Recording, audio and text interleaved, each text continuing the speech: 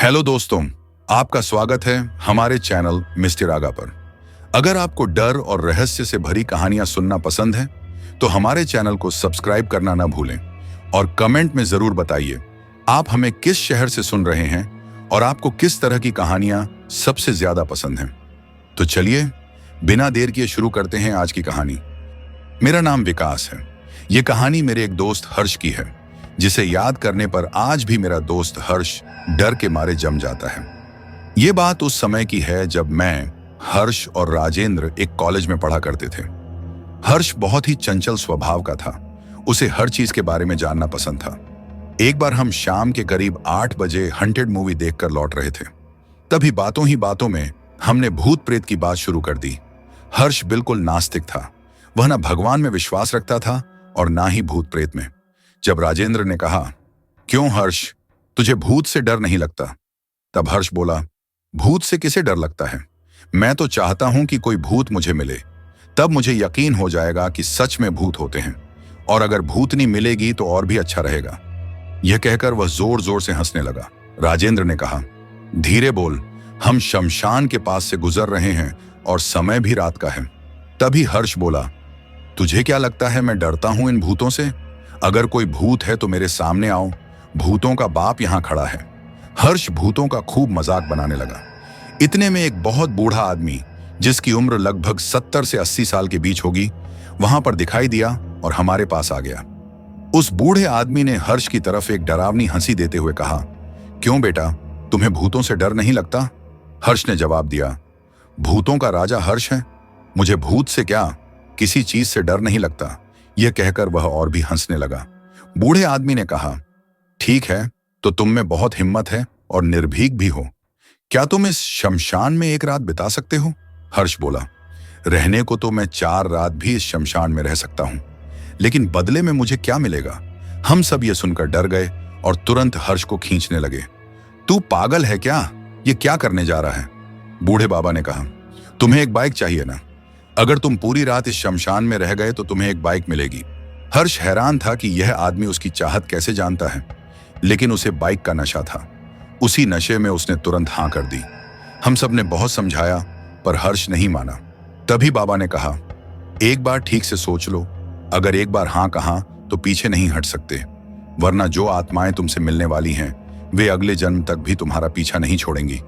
हर्ष फिर मजाक उड़ाते हुए बोला, अंकल चुड़ैल होगी क्या?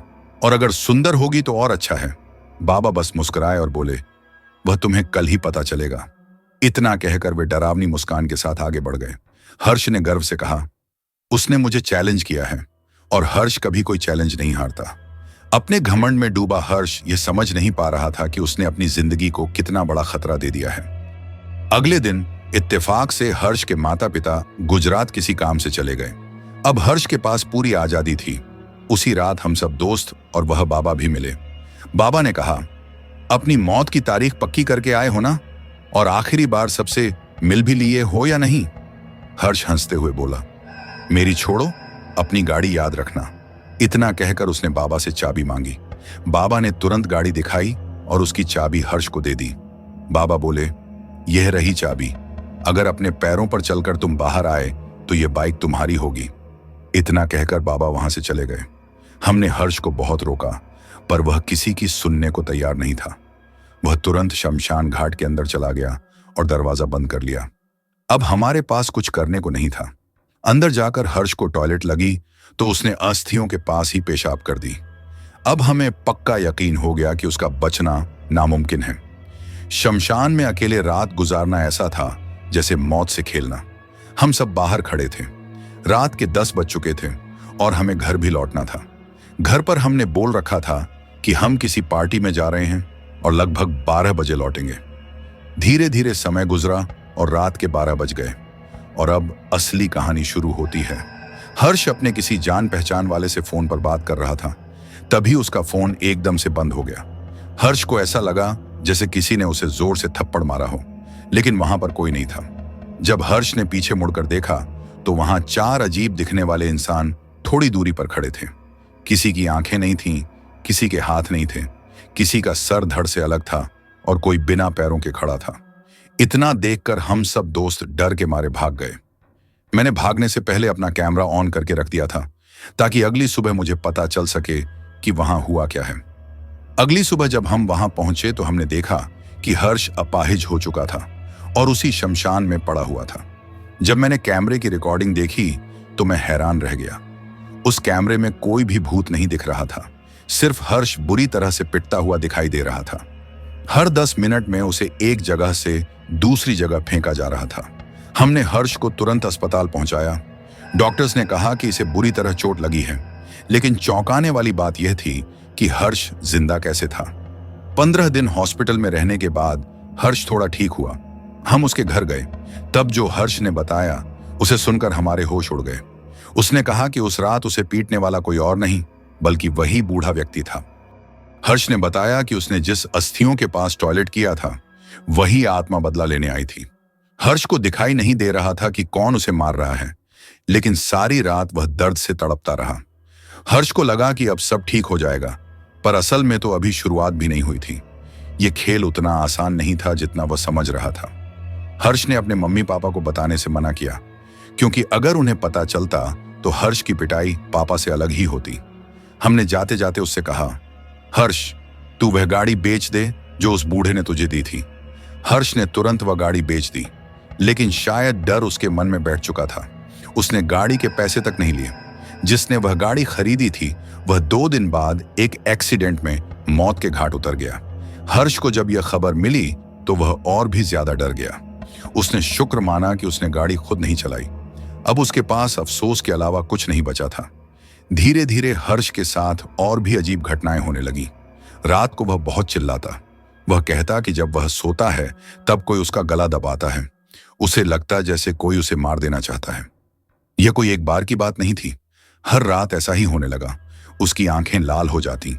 कभी डर के मारे बिस्तर पर ही टॉयलेट कर देता, तो कभी जब टॉयलेट जाने की कोशिश करता तो लगता जैसे कोई उसके पैरों में पैर डालकर उसे गिरा रहा हो। उसकी जिंदगी पूरी तरह से खराब हो चुकी थी। आखिरकार मैंने और मेरे दोस्तों ने उसके माता पिता को सब बता दिया। तब जाकर उन्होंने एक तांत्रिक को बुलवाया। हमने हर्ष को बांध कर रखा। तांत्रिक ने बताया कि जब हर्ष ने उन आत्माओं का मजाक बनाया तब वे 7 आत्माएं उसी पेड़ पर मौजूद थीं जिसके नीचे वह बोल रहा था, और जब उसने टॉयलेट अस्थियों के पास किया तो वे आत्माएं उसके खून की प्यासी हो गईं। अब या तो वे उसके शरीर को अपना घर बना लेंगी या फिर उसे पूरी तरह बर्बाद कर देंगी। तांत्रिक ने कहा कि इसे सिर्फ एक ही इंसान बचा सकता है। जब सबने पूछा कि वह कौन है तो तांत्रिक बाबा ने कहा, इस पहाड़ी की घाटी में संत मृत्युंजय नाम के बहुत बड़े कालज्ञानी रहते हैं, वही इसे बचा सकते हैं। अगली सुबह हम सब उस घाटी में गए। संत मृत्युंजय ने बिना कुछ सुने सब कुछ बता दिया। उन्होंने कहा, चिंता मत करो, इससे कुछ नहीं होगा। बाबा ने बताया कि हर्ष ने शमशान में मुर्दों का मजाक बनाकर उनकी बेइज्जती की है, और जब उसने अस्थियों के पास टॉयलेट किया तो उसकी गलती और भी बढ़ गई। उन्होंने कहा, अगली काली चौदस की रात को हम इसे वहीं ले जाएंगे जहां इसने मजाक उड़ाया और टॉयलेट किया था।